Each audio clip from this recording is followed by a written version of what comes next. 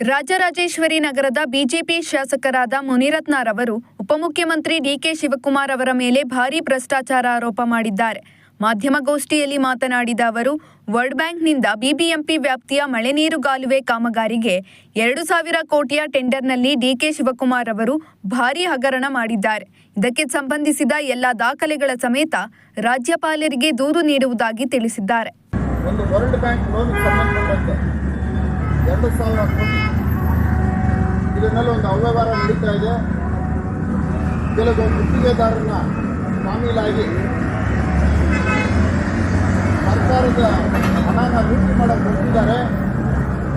ಇದನ್ನು ತಡೆಗಟ್ಟಬೇಕು ಅಂತೇಳಿ ಇಡಿ, ಲೋಕಾಯುಕ್ತ ಮತ್ತು ಸಿಬಿಐಗೆ ನಾನು ದೂರು ಕೊಟ್ಟಿದ್ದೆ.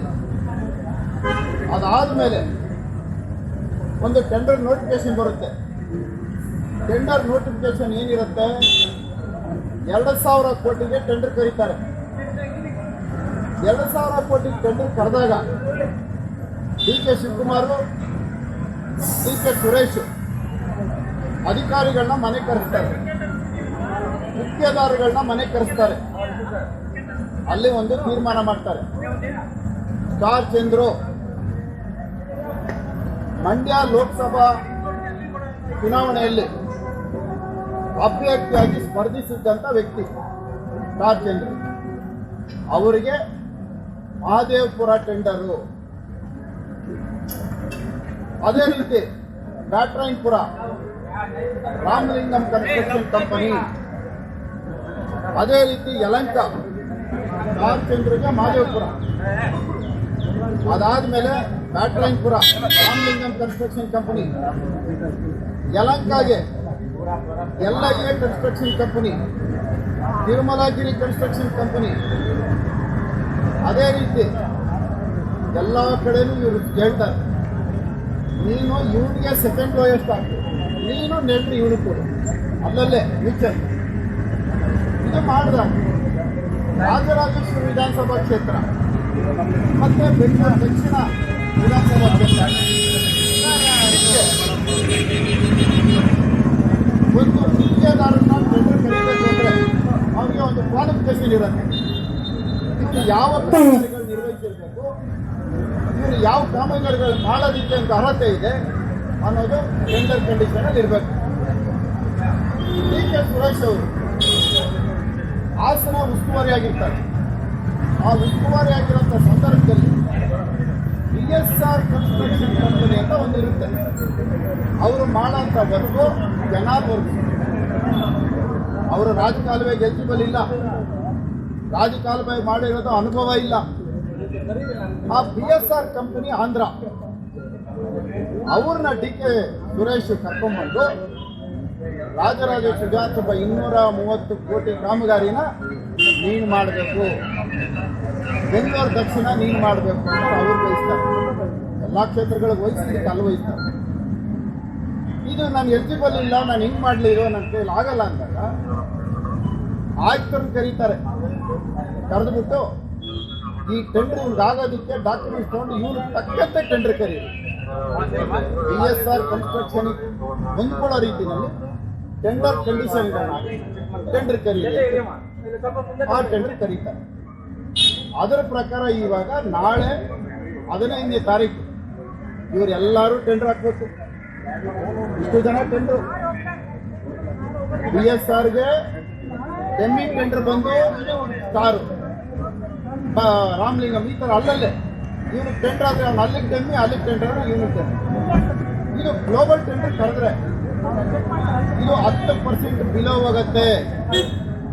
10% ಬಿಲೋ ಅಂದರೆ 2,000 ಕೋಟಿ 200 ಕೋಟಿ ಉಳಿತಾಯ ಆಗುತ್ತೆ. ಆದರೆ ಇವರು ಗುತ್ತಿಗೆದಾರರ ಜೊತೆ ಶಾಮೀಲಾಗಿರೋದು 5ರಿಂದ 10% ಎಬೋ ಕೊಡ್ತೀವಿ ಅಂತ. ಎಬೋ ಅಂದರೆ ಎಷ್ಟು? 2,000 ಕೋಟಿಗೆ 5ರಿಂದ 10% ಅಂದರೆ 200 ಕೋಟಿ. ಪಾಲಿಕೆಗೆ ನಷ್ಟ ಉಂಟು ಮಾಡ್ತಾ ಇರೋದು 200 ಕೋಟಿ, ಬಿಲೋ ಬೇಕಾದ್ರೆ ಎಬೋ ಕೊಡೋದು 200 ಕೋಟಿ. ಒಂದೇ ಒಂದು 2,000 ಕೋಟಿನಲ್ಲಿ ವರ್ಲ್ಡ್ ಬ್ಯಾಂಕ್ ಲೋನಲ್ಲಿ 400 ಕೋಟಿ ಇವತ್ತು.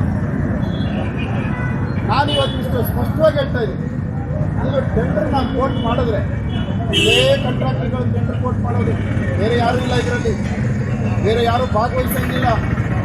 ಮತ್ತೆ ಅವ್ರಿಗೆ ಇನ್ಸ್ಟ್ರಕ್ಷನ್ನು, ನೀನು ಬರಬಾರ್ದು, ನೀನು ಹಾಕ್ಬಾರ್ದು, ಇವರೇ ಹಾಕ್ಬಾರ್ದು, ನೀವು ಇದೇ ವರ್ಕ್ ಹಾಕಬೇಕು. ಕಮಿಷನ್ ಇನ್ನೇನು ಉಳಿತಾಯ ಹಾಕ್ಬೇಕಾಗಿ ಇನ್ನೊಂದು ಹಾಳು ಮಾಡಿ ಇವ್ರು ಹೆಚ್ಚುವರಿ ಹಾಕ್ಕೊಡ್ತೀವಿ ಅಂತ ಅವ್ರ ಹತ್ರ ಕಮಿಟಿ ನಾವು ಯಾವಾಗ ಕೊಡ್ತೀವಿ ಅಂದರೆ ಅದನ್ನು ಸೇರಿಸಿ ಕಮಿಷನ್ ಆಸೆಗಾಗಿ ಈ ರೀತಿ ಮಾಡಿರೋದು ಸರ್. ಕಾಂಟ್ರಾಕ್ಟ್ರಿಗೆ ಎಬೋ ಕಮಿಷನ್ ಆಸೆಗಾಗಿ ಈ ರೀತಿ ಮಾಡಿರೋದು ಅಂತ. ಇಲ್ಲ ಹೋಗೋ ವರ್ಕ್ನ ಮುಂದಕ್ಕೆ ತುಂಬ ಇದೆ. KTTP ಹಾಕ್ತೀವಿ. ಇದು ಯಾರೇ ಟೆಂಡರ್ ಕರೆದ್ರು ನಮ್ಮ ರಾಜ್ಯದ ಟೆಂಡರು ಇದನ್ನೇ ಫಾಲೋ ಮಾಡಬೇಕು. ಇದೇ ನಮಗೆ ಟೆಂಡರ್ ಕರೆಯೋದಕ್ಕೆ ಆಧಾರ, ಇದ್ರ ಮೇಲೆ ಹೋಗ್ಬೇಕು. KTTP ಆಕ್ಟ್ ಅನ್ನೋದೇನಕ್ಕೆ ಇದನ್ನು ಫಾಲೋ ಮಾಡಬೇಕು. ಇದರಲ್ಲಿ ಬಹಳ ಸ್ಪಷ್ಟವಾಗಿ ಹೇಳುತ್ತೆ, for global tender of 25 crores and above under the Karnataka public document ಇದೆ KTTP ಆಕ್ಟ್. ಇದರಲ್ಲಿ 25 ಕೋಟಿ ಮೇಲೆ ಹೋದರೆ ಗ್ಲೋಬಲ್ ಟೆಂಡರ್ ಕರಿಬೇಕು. ಒಂದೊಂದು ವರ್ಕ್ ಎಷ್ಟು ಗೊತ್ತಾ? 458 ಕೋಟಿ, 629 ಕೋಟಿ, 283 ಕೋಟಿ, 45 ಕೋಟಿ, 85 ಕೋಟಿ, 208 ಕೋಟಿ, 85 ಕೋಟಿ, 205 ಕೋಟಿ. ಎಲ್ಲಿ ಫಾಲೋ ಮಾಡಿದ್ದಾರೆ ಗ್ಲೋಬಲ್ ಟೆಂಡರು? KTTP ಆಕ್ಟ್ ಉಲ್ಲಂಘನೆ ಆಗಿಲ್ವಾ? KTTP ಆಕ್ಟಲ್ಲಿ ಏನು ಹೇಳುತ್ತೆ ಅಂದರೆ ರೂಲ್ಸು 20 ಕೊಡಬೇಕು. ಎಷ್ಟು? 2 ಕೋಟಿಗಿಂತ ಹೆಚ್ಚುವರಿಯಾಗಿ ಟೆಂಡರ್ ಕರೆದರೆ 60 ದಿನ ಟೈಮ್ ಕೊಡಬೇಕು. 30 ದಿನ ಕೊಟ್ಟುಬಿಟ್ಟು ಟೆಂಡರ್ ಕ್ಲೋಸ್ ಮಾಡಿಬಿಟ್ಟಿದ್ದಾರೆ. 30 ದಿನ, 60 ದಿನಾನೂ ಇಲ್ಲ, ಗ್ಲೋಬಲ್ ಟೆಂಡರು ಇಲ್ಲ. 2 ನಮ್ಮ ರಾಜ್ಯದ ಪತ್ರಿಕೆಗಳಿಗೆ ಹಾಕ್ಬಿಟ್ಟು ಇಷ್ಟು ಅವ್ಯವಹಾರ ಮಾಡ್ತಾರೆ.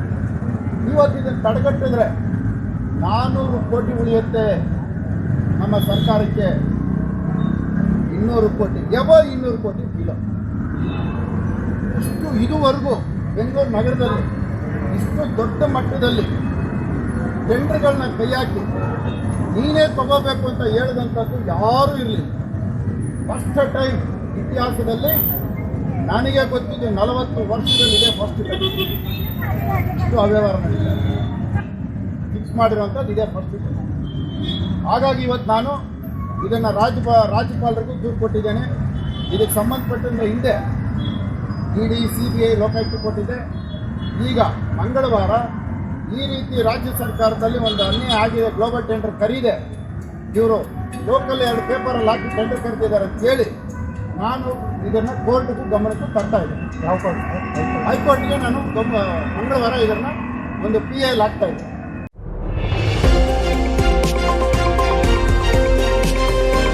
ನವ ಕರ್ನಾಟಕ ಟಿವಿ, ಜನಪರ ನ್ಯಾಯಪರ.